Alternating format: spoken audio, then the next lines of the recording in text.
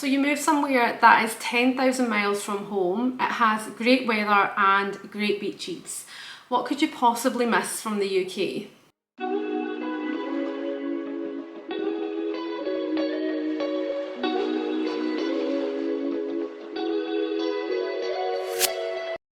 Hey guys, welcome back to my channel. I hope you're all doing well. If you are new here, then hi, welcome along. If this is your very first video, then I do encourage you to have a look at my channel. We have shared our journey since we left Scotland in the UK almost 16 months ago now and tried to set up our new life here in Australia. We are currently on the Central Coast in New South Wales. However, we have travelled about from Sydney, and I do encourage you to go and have a look at some of our videos, all from leaving Scotland up until how we found a house, sharing the good things and also the not so good things. And as always, if you do enjoy my content, then I would love if you would support my channel by liking my videos, even considering subscribing to my channel, and hopefully you will stick around. So for this week's video, it would be quite nice to have a little informal chat just about how I'm feeling after spending 16 months here. Obviously my emotions and journey has been up and down, which I'm sure majority of people who have moved here are experiencing the same or have experienced the same, and it's one of the reasons that I like to have these types of videos, because it lets people know what to expect if you are coming out here, and also if you are in my position and potentially been here for the same amount of time as us, you may be feeling these feelings as well. And I know that it can feel sometimes quite lonely, and it just helps to know that someone else is also going through the same journey, the same process, and obviously the same feelings as you as well. Now, before I do get into this video, I just want to explain that this is not a negative video by any means on Australia. This video is purely just about reasons that I could feel myself getting pulled back to the UK. And some of these reasons are things that I genuinely didn't even think about when we knew we were moving over here. Obviously, the UK is a completely separate country with different experiences, where I have lived more than 30 years of my life. So obviously things are going to be difficult moving to a new country, but when I feel like I'm missing home, these are the things that I am thinking about. So getting straight into number one, and one of the main reasons I actually miss the UK, and that is the seasons. Now, of course, Australia has seasons as well. However, coming from the UK, for example, spring for us is around like April, May time, which is Easter for us. That's when people have their Easter little gatherings. Easter eggs are rolled, chocolate Easter eggs are in all the shops. There is newborn lambs and chicks around. The flowers are starting to grow, and this weather is definitely changing for us in the UK. So the sun is starting to come out a bit more, and you just feel like spring is definitely, it just feels like spring. That's the only way I can explain it. Now, obviously spring here is later on in the year. So spring for us starts in September in Australia, and it's when the weather definitely starts to warm up.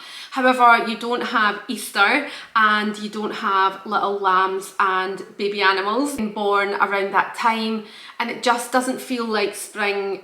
It doesn't feel like you are in spring. That's the only way I can explain that. It's the same with autumn. In the UK, autumn is of course very autumnal. You have all the leaves falling off the trees around October, November time, and it just feels the weather gets colder. And yeah, it's a very stereotypical autumn day. That's what you experience in the UK. And then of course winter for us was snow and ice and very, very cold, crisp days. Whereas winter here is of course cold, but you will not experience frost, nor will you experience Santa. Well, actually technically that is not right, because we have Christmas in July here, because it is winter and that is when the temperature is at its lowest. However, winter in my head and Christmas in my head are together, and it's a hard thing when for 30 years of your life you have been going through all these different seasons, and then you move somewhere where the seasons are of course very different. It's something that I definitely miss. I like autumn being when I have my autumn fashion, I like winter being hats and gloves, and I like spring being when it's Easter and it just reminds me of spring. So that is number one of things I definitely miss about the UK. However, like I've said in this video, I am not in any way, shape or form being negative about Australia. I can definitely deal with the seasons here. They just are something that I find different and quite hard to get my head around. Okay, so number two, and I know this is going to be quite a controversial one because of course we are in Australia and there are lots of kind of various places to visit and see and things to do. However, one of the main things that I miss about being in the UK is that Europe was literally on our doorstep. And by that, what I mean is that you could get a 2-hour flight to any city and you could expect every city that you visit to be completely different. So the architecture, culture, the history, the overall kind of feel for that city, it would look completely different to the last one that you were in. And this was all within a kind of 2 to 3 hour flight from the UK. Now, of course, living in Australia is huge and a 5-hour flight doesn't even get you to the edge of Australia. So this is of course something that is going to be unavoidable. And again, something that I really didn't expect to miss, being so far away from home and being somewhere where of course it is warm and it feels like you are on holiday majority of the time. But it's just something that I definitely miss, and I didn't think I would miss Europe as much as I currently do. Now this point actually leads me nicely into my next one, which is all to do with date night and spending time as a couple. One of the things that me and Ewan definitely done quite a lot of was travel to various cities, because you could do it for kind of 2 to 3 nights and you could pick up flights fairly cheap online. And yeah, a city break was something that we definitely enjoyed and something that we definitely spent quality time together doing. Obviously, being in Australia and being away from family support, we cannot do that, and it's a sacrifice that we made, obviously knowing that we were moving over here. But saying that, it's definitely something that I am struggling with at the moment, is obviously not having that time together. We are very busy through the week. Ewan is of course working long hours and I am with the kids all week, and which leads to the weekend, and we do spend time together as a family, but you're also trying to get a lot of things done within the weekend, and then of course spending time together as a family, which leaves very little time to have some time together. Now a lot of people will probably think, well, you have your evenings, and we do have time when family visits, which is lovely. But the evenings for us right now are packed full, and in Australia you definitely go to your bed earlier and then get up in the morning earlier. So it does leave very little time to actually just have time together as a couple. Now it's something again that I really didn't think would impact us as much as it does. And obviously every couple is different and every family situation is different.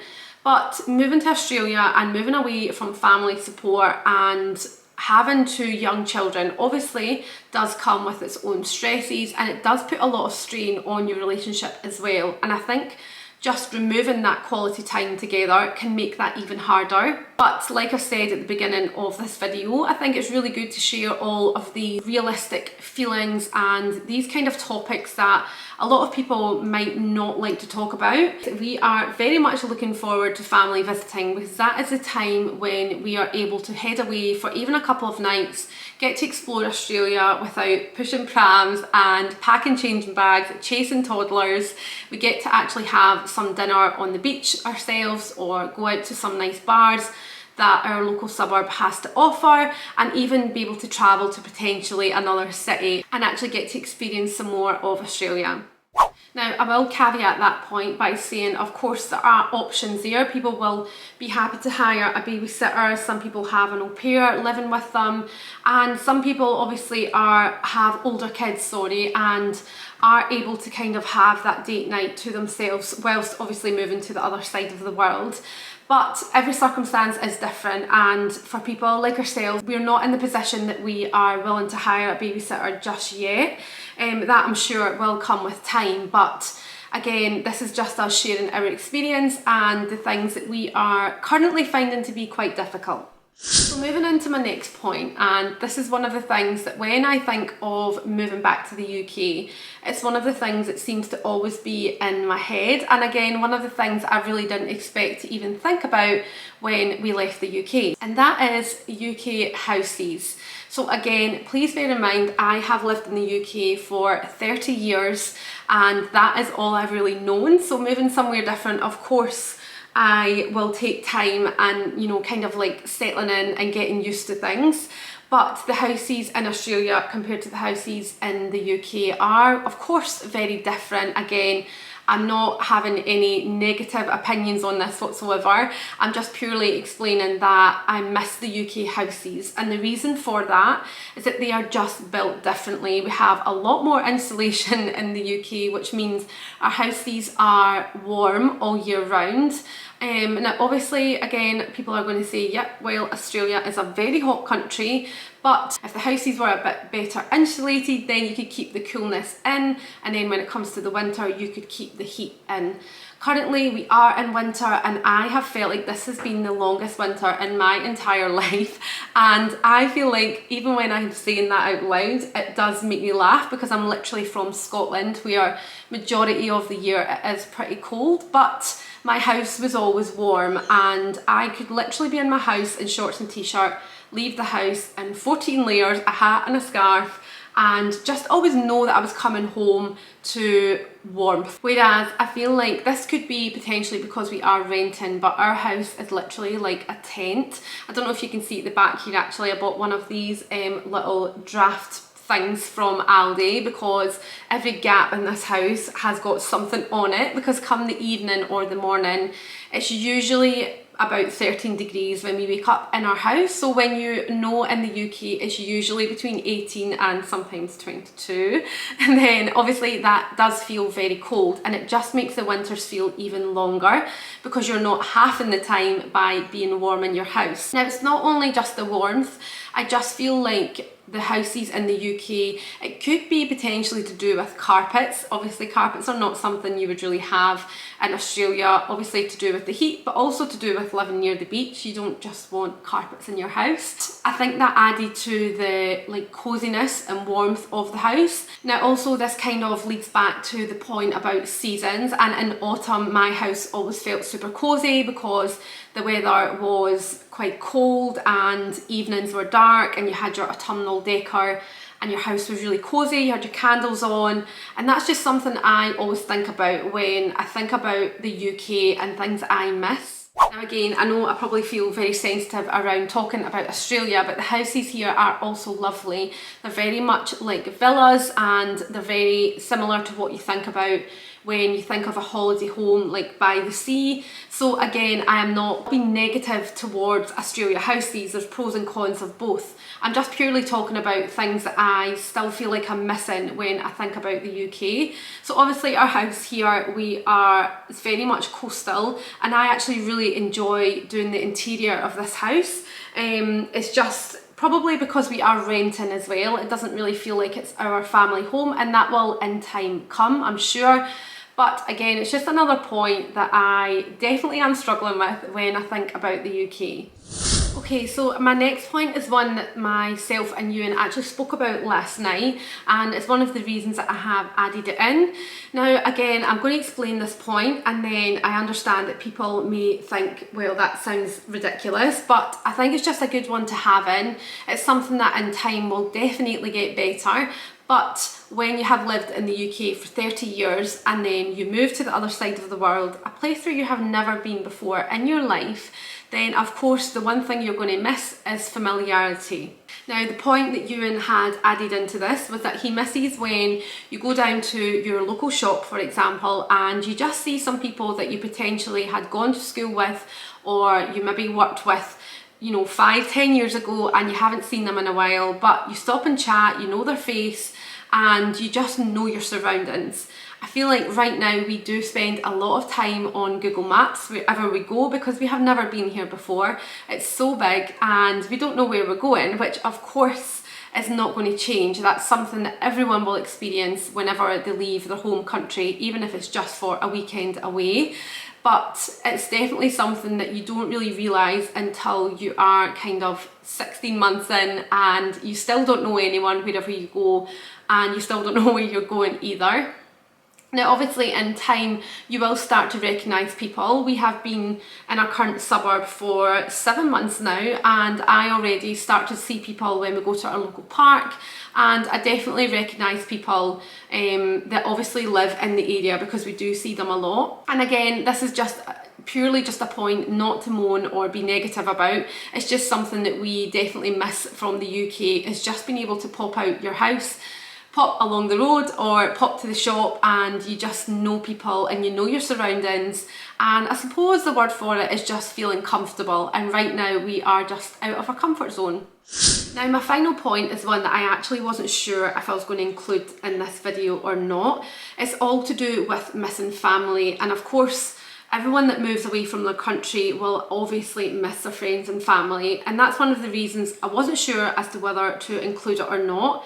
Seems very cliche. However, one of the things I did just want to touch upon is it's one of the points that I am actually very much struggling with at this moment, and it's one of the things that is definitely having a pull on me of going back to Scotland, because it's where all our family are, and it's actually all to do with our kids and their grandparents. 1, 2, 3, go! Right, you get some snow and put it in. See, put it in there. Put it in. That's it. That's it.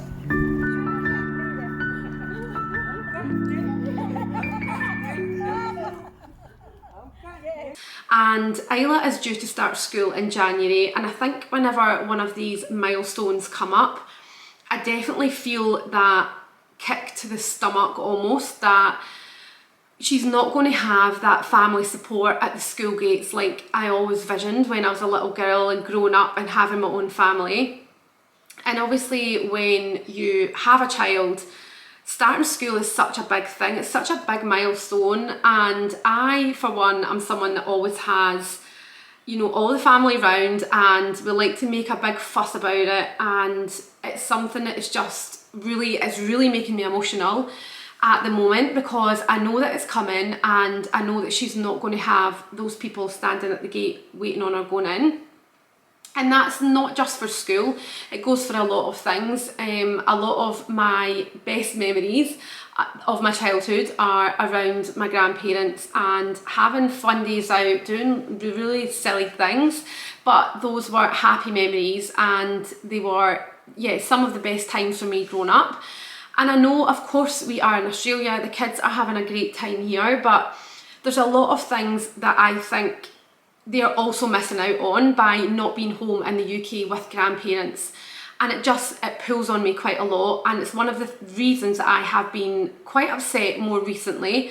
We do FaceTime home a lot, and grandparents call, you know, actively and chat to the kids, and everything in that respect is great, but you will never ever be able to get that time with grandparents, and it's obviously not something that you're going to get forever, you know. And I just feel like Australia will always be here, and grandparents essentially will not always be here.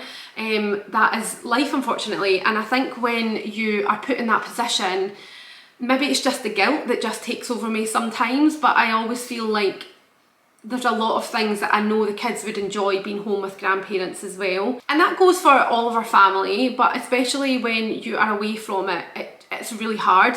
You have birthdays, you have Christmas, you have all those kind of special moments that will always be here, and it just makes me really upset when I know that that's something that we're not always going to get to enjoy. Of course, family do come and visit, but the reality is that it's only for 3 or 4 weeks of a year. It's very expensive for us to go home as well, as it is for them to come over. And again, that is a sacrifice we obviously made when we moved to literally the other side of the world. But it's definitely one that I really would encourage people to have a think about, and really in depth, because I thought we kind of had it all under control and it would be fine. And it's one that I really am, when I'm upset, it's usually because of that. I'm thinking about missing home, that support of having date night and being able to go out and do things. have quality time as a couple, which of course makes you, it fills your cup up, it makes you the best kind of person, the best parent, the best wife, the best husband, when you are feeling your best self. And when, you know, we moved here, it's been a lot of stress that we've kind of gone through, and this whole process has been a roller coaster, and it's just something that I would definitely encourage people to think about. And similar, if you are in our situation too, then yeah, you're not alone in that. And yeah, who knows, who knows what will happen and whether we can get over this hump, or yeah, whether it's something that essentially would take us back to the UK. Now, if you don't already follow me, then you can also see some short content over on my Instagram and of course my TikTok as well. I do share a lot about our kind of journey here and pros and cons. A lot of people do write to me and just let me know that they are very excited to get out of the UK, and whilst I do understand that, I do also think it's good to have these kind of longer content videos that just explain some of the things to really think about when you are coming out here. Obviously there is a lot of pros to living in Australia, and I for one can understand why it would be great to be able to have an opportunity that allows you to get out of the UK. But with that also does come some sacrifices, and I just think it's really important that you really think about, you know, the things you have as well, and the things that you would be giving up, as well as those things that you are going to be making better for your children's future and of course your future as well. So with that, let me know if you would like me to do a video on the pros and the cons of living in Australia. To be honest, every country has its difficulties, and every country that I know of anyway, there's not one that is perfect. But I would say Australia has a lot on offer and a lot of good opportunities, and it's somewhere that we are definitely keen to make work. Like I said, I am more than happy to do a video on the pros and cons. If it's something that you would be interested in, please just let me know below. And equally, if you have watched this video, then please let me know why below. Is it something that you are considering and unsure of those things that are going to be a bit more difficult? Or is it something that you have done and you have moved back to the UK? I'm really keen to know. I do enjoy kind of chatting to everyone about all their different experiences. It really does help us in our journey as well. And yeah, let me know what video you would like next, and I will see you all then.